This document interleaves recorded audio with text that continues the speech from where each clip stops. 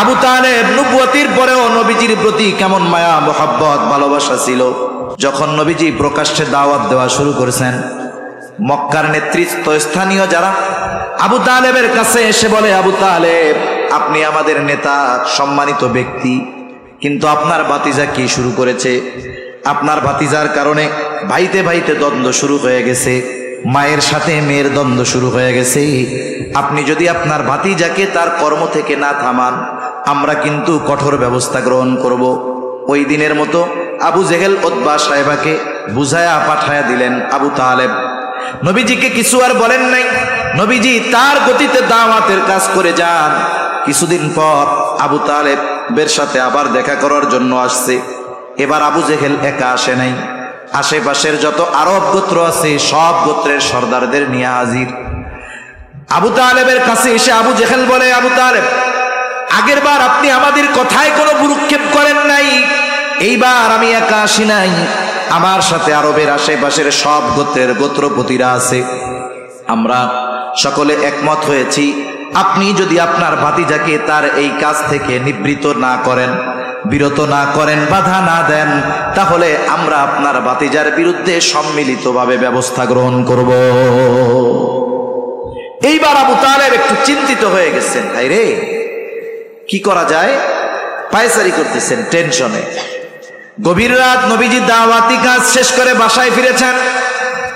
আবু তালেব স্নেহ ভরা কণ্ঠে, মায়া ভরা কণ্ঠে দাওয়াত দিচ্ছে, ডাক দিচ্ছে, ও মোহাম্মদ এদিকে আসো।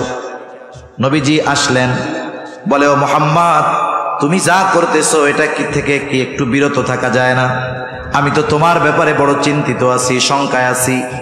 আজকে আরবের সব গোত্রের মানুষেরা, সব গোত্রের গোত্রপতিরা আমার কাছে এসেছিল দেখা করার জন্য। আমি তো তোমার ব্যাপারে বড় ভীত আছি, কিছুদিনের জন্য একটু নিবৃত হও, বিরত থাকো।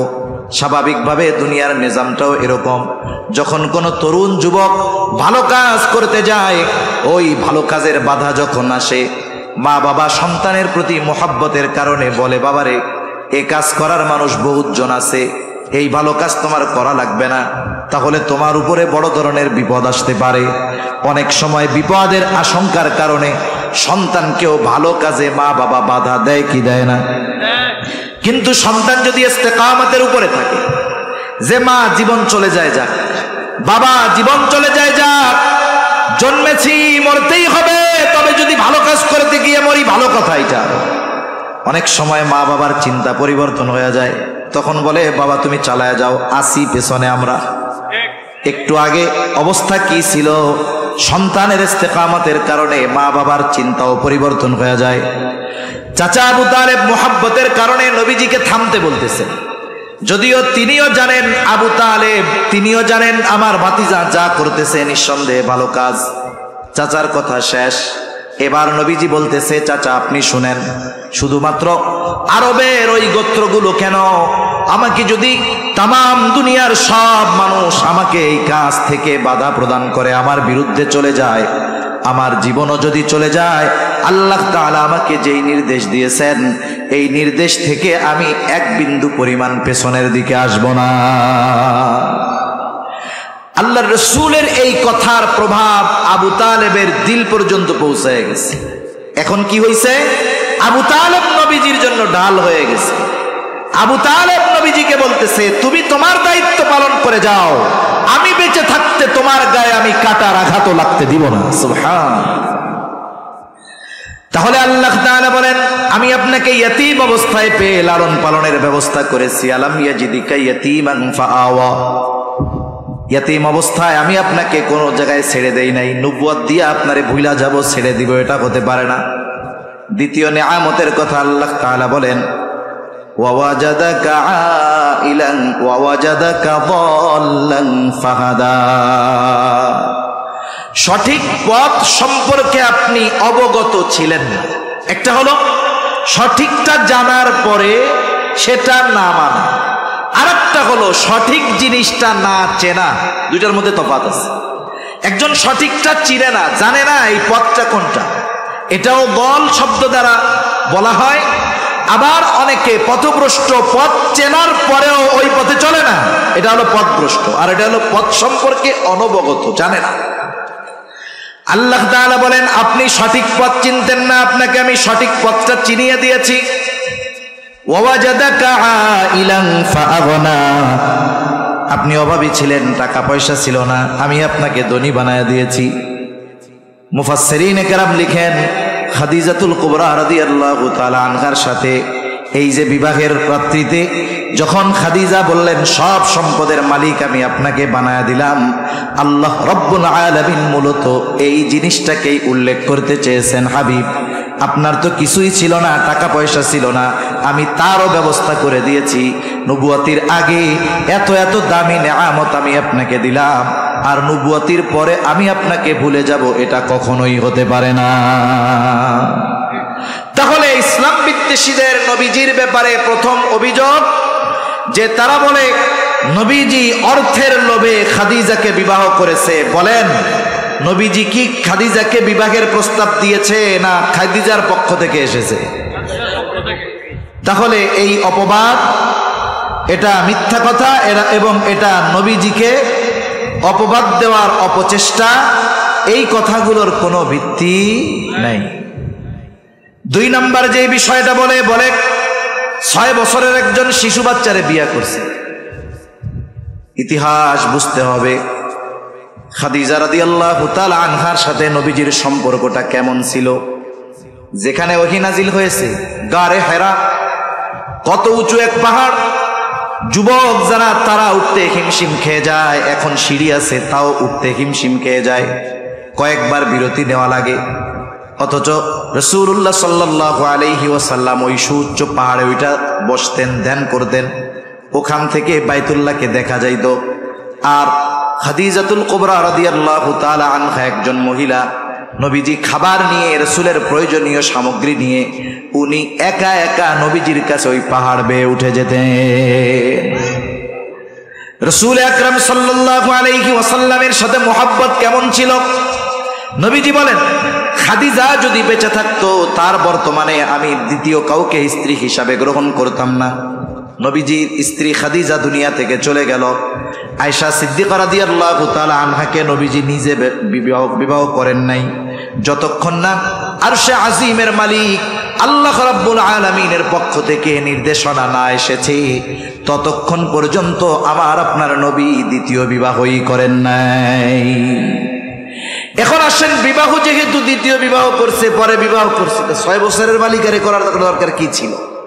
এটা উম্মতের জন্য রহমত। ইসলামী শরীয়তে একটা মেয়ে যখন প্রাপ্তবয়স্কা হয়, বলেন তো শরীয়তের কিছু দিক নির্দেশনা তাদের জন্য আছে না নাই?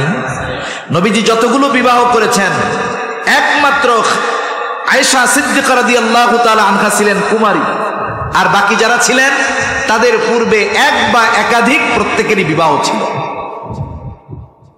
রাসূলুল্লাহ সাল্লাল্লাহু আলাইহি ওয়াসাল্লামের ঘরে যখন আয়েশা সিদ্দিকা রাদিয়াল্লাহু তাআলা আনহা আসলেন, এই জন্য দেখবেন নারী সংগঠিত যেই মাসলা মাসাইলের হাদিসগুলো আয়েশা সিদ্দিকা রাদিয়াল্লাহু তাআলা আনহা থেকে বর্ণিত, আর বাহিরের হাদিসগুলো আবু হুরায়রা রাদিয়াল্লাহু তাআলা আনহু থেকে বর্ণিত। সর্বাধিক হাদিস বর্ণনাকারী সাহাবী হযরত আবু হুরায়রা রাদিয়াল্লাহু তাআলা, এর পরপরই আয়েশা সিদ্দিকা রাদিয়াল্লাহু তাআলা প্রায় 2200-র কাছাকাছি হাদিস বর্ণনা করেছেন। যদি নবীজি একজন এইরকম কুমারী মেয়েকে বিবাহ না করতেন, তাহলে প্রাপ্তবয়স্কা হওয়ার পরে নারীদের জন্য ইসলাম কি দিক নির্দেশনা রেখেছে আমাদের নারীরা সেটা জানতেই পারত না। এজন্য নবীজির আয়েশা সিদ্দিকা রাদিয়াল্লাহু তাআলা আনহার সাথে বিবাহ হওয়াটা এই উম্মতের নারীদের জন্য রহমত। সব বিষয়গুলো খোলাসা তারা জানতে পারতেছে। ইসলাম কি শুধু বাহিরে নাকি? ঘরের মধ্যে ইসলাম নাই?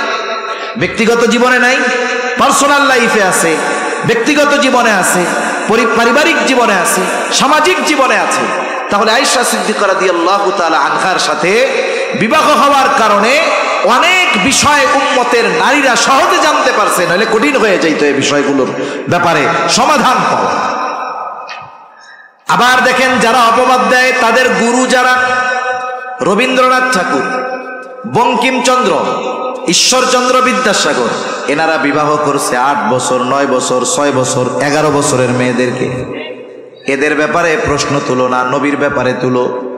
আবার নবীজিকে নারী লিপ্সু, নারী লোভী বলো। আল্লাহর নবী এগুলো যদি নবীর ব্যাপারে অপবাদ দাও, শোনা নাও। একদিন নবীজি বাইতুল্লাহর সামনে বসে আছেন, কাফেররাও অদূরে বসে আছে। কাফেরদের মধ্যে পরামর্শ হয়েছে।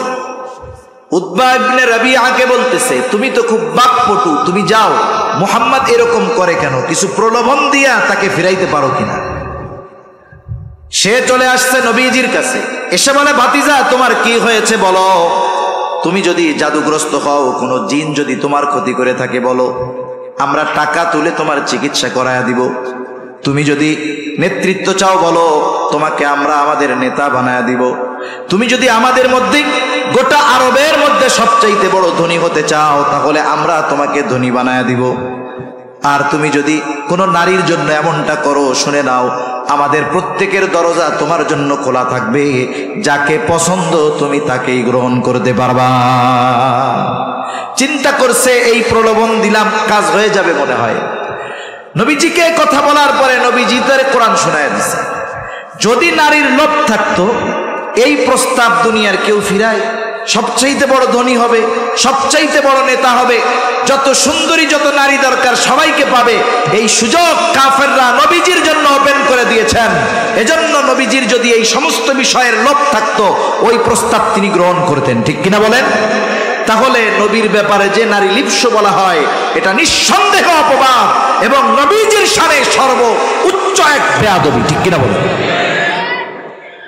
অনেকে আবার আয়েশা সিদ্দিকা রাদিয়াল্লাহু তাআলা আনহার ব্যাপারে অপবাদ দেয়, অথচ আয়েশা সিদ্দিকা রাদিয়াল্লাহু তাআলা আনহার মাধ্যমে গুরুত্বপূর্ণ 3টা বিধান আল্লাহ তাআলা নাজিল করেছেন। আয়েশা সিদ্দিকা রাদিয়াল্লাহু তাআলা আনহাকে কেন্দ্র করে তায়াম্মুমের বিধান নাজিল হয়েছে। অপবাদ দিলে কি শাস্তি, তার বিধান নাজিল হয়েছে। সাথে সাথে ব্যভিচারের কি শাস্তি হবে, আল্লাহ তাআলা এই বিধান নাজিল করেছেন। সাথে সাথে আয়েশা সিদ্দিকা রাদিয়াল্লাহু তাআলা আনহার পবিত্রতার ঘোষণা স্বয়ং আল্লাহ তাআলা নিজে দিয়েছে। তাহলে নবীজির ব্যাপারে আরেকটা অপবাদ তারা দিত যে পালক পুত্র যায়েদের বউকে উনি আবার বিবাহ করছে। জাহেলিয়াতের সময় একটা কুসংস্কার ছিল যে পালক পুত্রকে ঔরসজাত পুত্রের মতোই মনে করা হইত।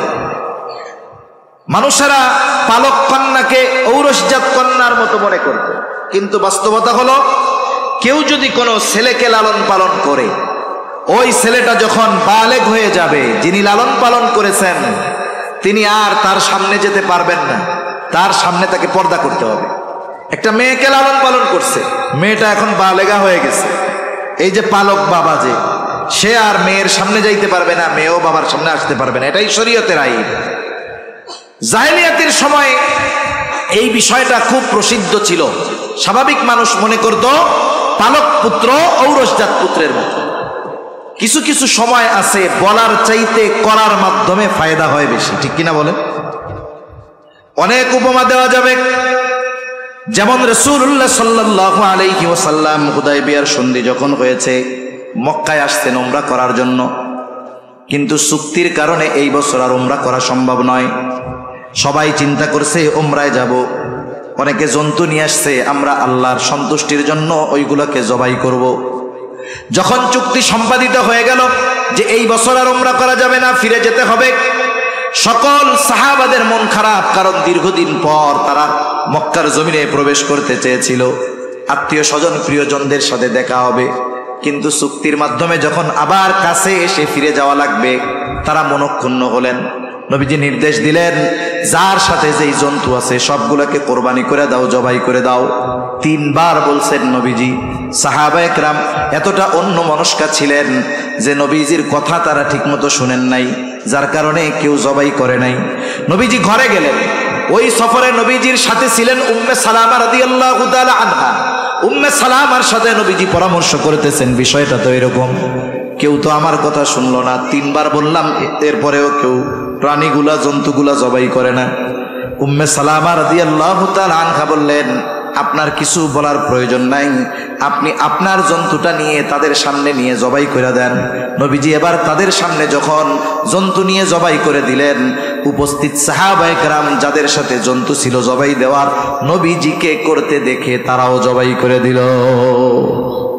তার মানে কিছু কিছু সময় আছে বলার চাইতে প্র্যাকটিক্যাল ভাবে যদি করা হয় তাহলে এটার প্রভাব সমাজে বেশি পড়ে।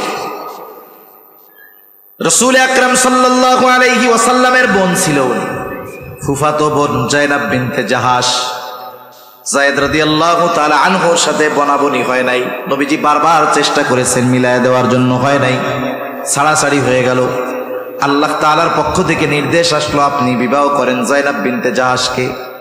নবীজিও সামাজিক চাপ অনুভব করতেছিলেন যে মানুষ কি বলবে, সমাজ কি বলবে, কিন্তু আল্লাহ তাআলার নির্দেশ, নবীজি বিবাহ করলেন যায়েনাব বিনতে জাহাশকে। এই বিবাহের মাধ্যমে জাহেলিয়াতের সময় শতাব্দীর পর শতাব্দী ধরে চলে আসা একটা কুসংস্কারের কবর রচনা হয়ে গেল। একটা হালাল বিষয়কে তারা হারাম মনে করত, আল্লাহ তাআলা আমার আপনার নবীর মাধ্যমে ওই হালাল বিষয়টাকে সমাজে সুপ্রতিষ্ঠিত করে দিলেন। ঠিক কিনা বলেন? এই বিষয় নিয়ে অপবাদ দেওয়ার কোনো সুযোগ নেই। নবীজি অনেকগুলো বিবাহ করেছেন, হ্যাঁ, যতগুলো বিবাহ করেছেন প্রত্যেকটার পেছনে শরঈ কারণ আছে। কোন বিবাহ নবীজি আল্লাহ তাআলার নির্দেশ বিহীন করেন নাই। সেজন্য নবীজির চারিত্রিক বিষয়ে যারা অপবাদ দিতে চায় এই বিষয়গুলো তারা বেশি সামনে আনে। তারা যে কথাগুলো নবীজির ব্যাপারে বলে এগুলো পুরো ভ্রান্ত বানোয়াট। ঠিক কিনা বলেন? এখন আসেন আমার আপনার নবীজির চরিত্রটা কত সুন্দর, কেন নবীর চরিত্র আমরা অনুসরণ করব, আর কেন নবীর চরিত্রটা সর্বজনীন চরিত্র, সকলের জন্য আদর্শ, অনুসরণীয়, অনুকরণীয়। আমার আপনার নবীজির নবুয়তিটা কিন্তু নির্দিষ্ট কোনো জাতি গোষ্ঠীর উপরে নয়। রাসূল আকরাম সাল্লাল্লাহু আলাইহি ওয়াসাল্লামের আগে যত নবী দুনিয়া এসেছে প্রত্যেকটা নবীর নবুয়তির একটা এরিয়া আছে। কেউ ছিল কোন গোত্রের জন্য নবী, কেউ কোন এলাকার জন্য নবী, কিন্তু আমার আপনার নবীজির ব্যাপারে আল্লাহ তাআলা বলেন, নবী আপনি বলেন, কুল ইয়া আইয়ুহান নাসু ইন্নী রাসূলুল্লাহি ইলাইকুম জামিআ। আল্লাহ তাআলা বলেন, নবী আপনি বলেন, ইন্নী রাসূলুল্লাহি ইলাইকুম জামিআ, নিশ্চয়ই আমি তোমাদের প্রতি রাসূল হিসাবে প্রেরিত হয়েছি, তোমাদের সকলের প্রতি রাসূল হিসাবে প্রেরিত হয়েছি। সকলের রাসূল নবী, সৃষ্টি জগতের সকল স্থানের নবী আমার আপনার নবী। এই সৃষ্টিকুলে একটা ইঞ্চি জায়গা বাকি নাই যেই জায়গার রব আল্লাহ তাআলা নয়। এমন কোন জায়গা আছে নাকি? এমন কোন জায়গা নাই। পবিত্র কোরআনুল কারীমের সর্বাধিক পাঠিত সূরা সূরাতুল ফাতিহা, যেই সূরাটা প্রতি নামাজের প্রতি রাকাতে লাগে, ইমামের পেছনে যখন পড়া হয়, ইমামের কেরাত, মুসল্লির কেরাত, আবার যখন একা পড়ি প্রত্যেক নামাজেই পড়া লাগে। এই সূরার শুরুতেই আমরা বলি আলহামদুলিল্লাহি রাব্বিল আলামিন। আমরা বলি সকল প্রশংসা আল্লাহর জন্য। কে আল্লাহ? বলে রব্বুল আলামিন, জগৎ সমূহের রব, প্রতিপালক। রব্বুন প্রতিপালক, কিসের? বলে আলামিন। আলম এক বচন, আলামিন বহু বচন। এর দ্বারা আল্লাহ তাআলা ১৫০০ বছর আগে আমাদেরকে খবর দিয়ে দিয়েছেন যে জগৎ শুধু এই পৃথিবী নয়, আরো অগণিত জগৎ যিনি সৃষ্টি করে রেখেছেন তিনি কে? একটু জোরে বলেন না কে? আল্লাহ। আল্লাহ তাআলা হলেন জগৎ সমূহের প্রতিপালক। ওই আল্লাহ আমার আপনার নবীজির ব্যাপারে বলেন, ওয়ামা আরসালনাকা ইল্লা রাহমাতাল লিল আলামিন। আল্লাহ তাআলা বলেন, আমি আপনাকে জগৎ সমূহের জন্য রহমত হিসাবে প্রেরণ করেছি। তার মানে আল্লাহ হলেন রব্বুল আলামিন, আমার আপনার নবী হলেন রহমাতুল লিল আলামিন। আল্লাহ তাআলা যেই জায়গার রব, আমার আপনার নবীজিও সেই জায়গার রহমত।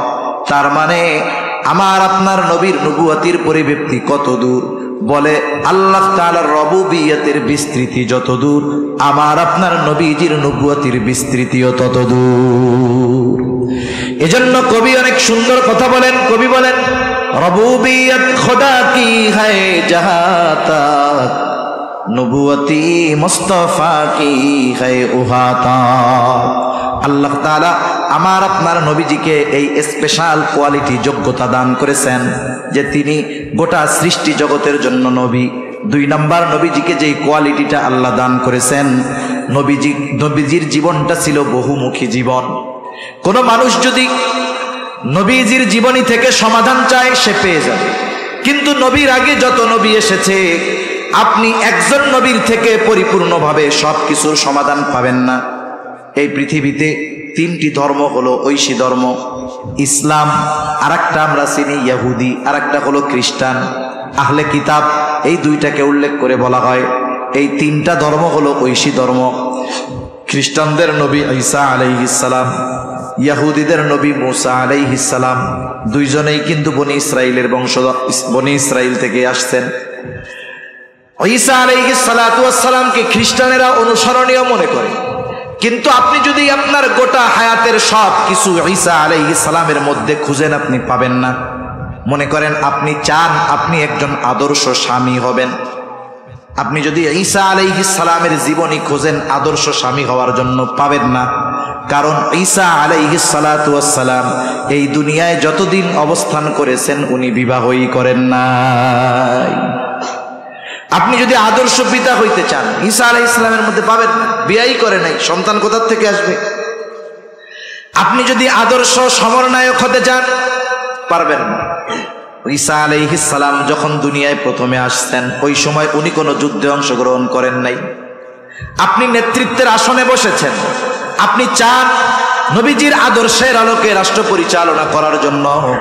আপনি চিন্তা করলেন জলিলুল কদর পয়গম্বর মুসা আলাইহিস সালাম থেকে আমি এই নেতৃত্বের গুণ অর্জন করব, আদর্শটাকে গ্রহণ করব। আপনি পাবেন না, কারণ মুসা আলাইহিস সালাতু ওয়াস সালাম রাষ্ট্রনায়ক ছিলেন না, দেশ পরিচালনা করেন নাই। কিন্তু আমার আপনার নবীজির জীবনী হলো এমন এক জীবনী যেখানে আপনি A to Z সব কিছুর সমাধান পেয়ে যাবেন।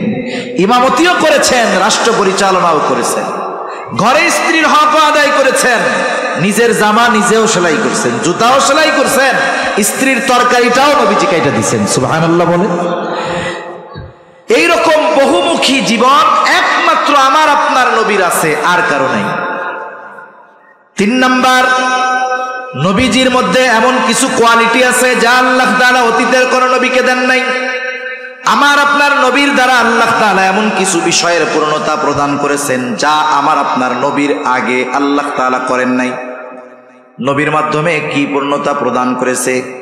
বলে 1 নাম্বার, নবীজির মাধ্যমে আল্লাহ তাআলা শরীয়তের পূর্ণতা প্রদান করেছেন।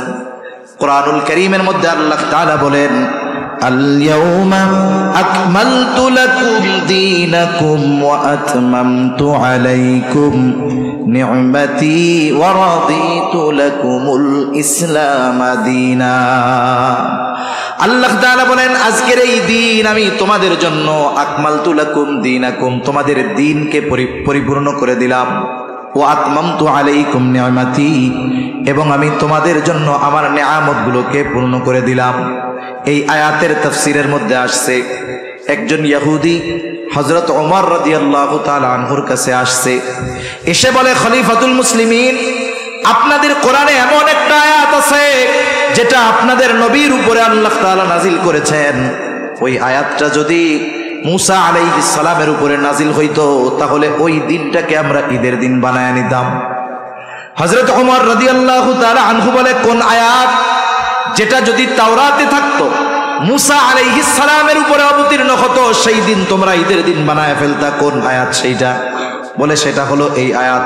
হযরত ওমর রাদিয়াল্লাহু তাআলা আনহু বলেন, এই আয়াত কোন দিন কোথায় কার উপরে নাজিল হয়েছে আমি জানি। আয়াত নাজিল হয়েছে আরাফাতের ময়দানে বিদায় হজে রাসূলুল্লাহ সাল্লাল্লাহু আলাইহি ওয়াসাল্লামের উপরে। আল্লাহ কি বলতেছেন? আল্লাহ বলেন 1 নাম্বার, আকমালতু লাকুম দীনাকুম, আজকে আমি তোমাদের জন্য তোমাদের দিন তথা জীবন ব্যবস্থাকে পূর্ণ করে দিলাম। এর পরপরই আল্লাহ তাআলা বলেন, ওয়া আতমামতু আলাইকুম নি'মাতি, তোমাদের উপরে আমি আমার নেয়ামত পূর্ণ করে দিলাম। বুজুর্গানে দ্বীন বলেন, এখানে একটা বিষয়ের সাথে আরেকটা বিষয়ের সম্পর্ক রয়েছে। আমরা প্রত্যেকেই আল্লাহ তাআলার নেয়ামতের আশা করি কি করি না? সকলেই আল্লাহর পরিপূর্ণ নেয়ামত পাওয়ার আশা করি, কিন্তু বাস্তবতা হলো একটা মানুষ আল্লাহ তাআলার পরিপূর্ণ নেয়ামত অতক্ষণ পর্যন্ত অর্জন করতে পারবে না যতক্ষণ পর্যন্ত সে পূর্ণাঙ্গ শরীয়ত না মানতে পারবে। এ দুনিয়ার অনেক রাষ্ট্র দ্বীনের উপরে চলার চেষ্টা যারাই করে এরাই সফল। আফগানিস্তানের মধ্যে দেখেন 20 বছর আমেরিকা ন্যাটো শক্তি একত্রিত হয়ে তারা বোমা হামলা করতে করতে তছনছ করে ফেলছে, কিন্তু তাদের স্থাপনা ধ্বংস করে ফেলেছে, কিন্তু তাদের ঈমানকে তারা ধ্বংস করতে পারে নাই, ঠিক কিনা বলেন? যার কারণে একেবারে শূন্য হাতে 20 বছর পরে যখন শাসন ক্ষমতা তারা পেয়েছে,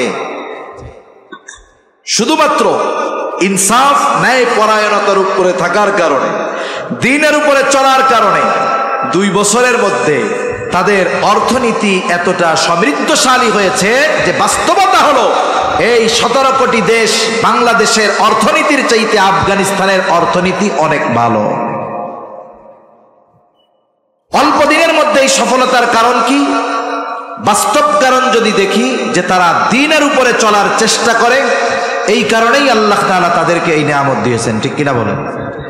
তাহলে আমার আপনার নবীর মাধ্যমে 1 নাম্বার আল্লাহ তাআলা পূর্ণতা প্রদান করেছেন শরীয়তের, 2 নাম্বার নিয়ামতের, 3 নাম্বার আমার আপনার নবীজির মাধ্যমে আল্লাহ তাআলা নবী আসার যে সিলসিলা এটার পূর্ণতা প্রদান করেছেন।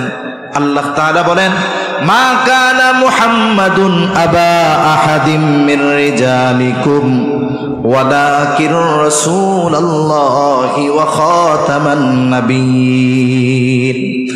আল্লাহ তাআলা বলেন মুহাম্মদ সাল্লাল্লাহু আলাইহি ওয়াসাল্লাম কোন পুরুষের পিতা নয়, ওয়ালাকিন রাসূলুল্লাহ, তিনি হলেন আল্লাহ তাআলার রাসূল, খাতামান নাবিয়্যিন, তিনি হলেন শেষ নবী। নবীজিও বলেন আনা খাতামুন নাবিয়্যিন লা নাবিয়্যা বাদি, আমি শেষ নবী, আমার পরে কোনো নবী নাই। আল্লাহর ঘোষণা, সুস্পষ্ট ঘোষণা, নবীজি শেষ নবী। নবীও বলেন আমি শেষ নবী। এখন বলেন এই দুনিয়ার কেউ যদি এই কথা দাবি করে নবীর পরেও নবী এসেছে অথবা আসবে, বলেন তো এরা যে কাফের, এ ব্যাপারে কোনো সন্দেহ আছে নাকি? একটা মানুষ কাফের হওয়ার জন্য গোটা কোরআন স্বীকার করা লাগে না। কোরআনুল কারিমে অনেক অক্ষর আছে যেগুলার অর্থ দুনিয়ার কেউ জানে না। যেমন কিছু সূরার শুরুতে, 1 সূরার শুরুতে আছে নুন, 1 সূরার শুরুতে আছে কাফ, 1 সূরার শুরুতে আছে সদ। অর্থ কি? গোটা দুনিয়ার সব মুফাসসির একমত, সবাই যাই বলুক লাস্টে গিয়া কয় আল্লাহু আ'লামু বিমুরাদিহি। নুন দ্বারা কি উদ্দেশ্য, সদ দ্বারা কি উদ্দেশ্য, অর্থ কি, এটা আল্লাহই ভালো জানে। এর উদ্দেশ্য দুনিয়ার কেউ জানে না। এখন যদি কোনো অতি পণ্ডিত এই কথা বলে নুনের অর্থ কি, যেহেতু জানি না ওইটারে মানি না, বলেন তো শুধুমাত্র এই নুনকে যদি কেউ অস্বীকার করে তার ঈমান থাকবে না যাবে? নিঃসন্দেহে তার ঈমান চলে যাবে। এজন্য যারা খতমে নবুয়তকে অস্বীকার করে, নবীকে শেষ নবী মানে না, এরা নিঃসন্দেহে কাফের। আমরা রাষ্ট্রের কাছে, রাষ্ট্র পরিচালকদের কাছে দাবি করি যে তাদেরকে রাষ্ট্রীয়ভাবে কাফের ঘোষণা করেন। আমাদের এই দাবি যদি তারা মানে ভালো, না মানলে আমরা দাবি করতে পারি তাই করি। তারা রাষ্ট্রীয়ভাবে কাফের ঘোষণা করলেও কাফের, না করলেও কাফের, ঠিক কিনা বল? এখন আর এক প্রশ্ন আছে যে রাষ্ট্রীয়ভাবে ঘোষণা না করলেও যদি কাফের হয়, তাইলে রাষ্ট্রীয়ভাবে ঘোষণা করার দরকার কি, ঠিক কিনা বলেন? দরকার কি? দরকার হলো এইটা, একটা হলো তারা যদি নিজেদেরকে মুসলিম পরিচয় না দিত তাহলে আর কোনো সমস্যা ছিল না। তারা নিজেদেরকে মুসলিম পরিচয় দেয়, তারা বলে আমরা আহমদি মুসলিম। বাস্তবতা হলো খতমে নবুয়তকে অস্বীকার করলে তো সে মুসলমান থাকবে না। তারা এই মুসলমানিত্ব পরিচয় বাদ দিয়ে অন্য পরিচয়ে সমাজে বসবাস করুক, রাষ্ট্রীয় সুবিধা ভোগ করুক, নাগরিক সুবিধা ভোগ করুক, কোনো অসুবিধা নাই। কিন্তু খতমে নবুয়তকে অস্বীকার করে রাসূলুল্লাহ সাল্লাল্লাহু আলাইহি ওয়াসাল্লামকে শেষ নবী না মেনে মুসলিম পরিচয়ে বসবাস করতে দেওয়া হবে না। এটা হলো ছলচাতুরি, ষড়যন্ত্র, চক্রান্ত। আপনি আপনার পরিচয় নিয়ে থাকেন, অসুবিধা নেই। আপনি উপরে পরিচয় দিবেন মুসলিম, ভিতরে আপনার বিশ্বাস হবে কুফরি বিশ্বাস। এটাই হলো মূল সমস্যা। কারণ এই মুসলিম ছদ্মবেশধারী মানুষগুলো মুসলিম সমাজের মধ্যে ঢুকে সরল মানা মুসলমানদের ঈমানহীন করার ষড়যন্ত্র চক্রান্তে তারা লিপ্ত রয়েছে, ঠিক কিনা বলেন? এটাই মূল কারণ যে তারা তাদের মূল পরিচয় নিয়ে বসবাস করুক, অসুবিধা নেই, কিন্তু মুসলিম পরিচয় দেওয়ার অধিকার তাদের নেই। তাহলে নবীজির মাধ্যমে আল্লাহ তাআলা শরীয়তের পূর্ণতা প্রদান করেছেন, নেয়ামতের পূর্ণতা প্রদান করেছেন, নবুয়তের পূর্ণতা প্রদান করেছেন। 4 নাম্বার, আমার আপনার নবীজির মাধ্যমে আল্লাহ তাআলা উত্তম আখলাকের পূর্ণতা প্রদান করেছে।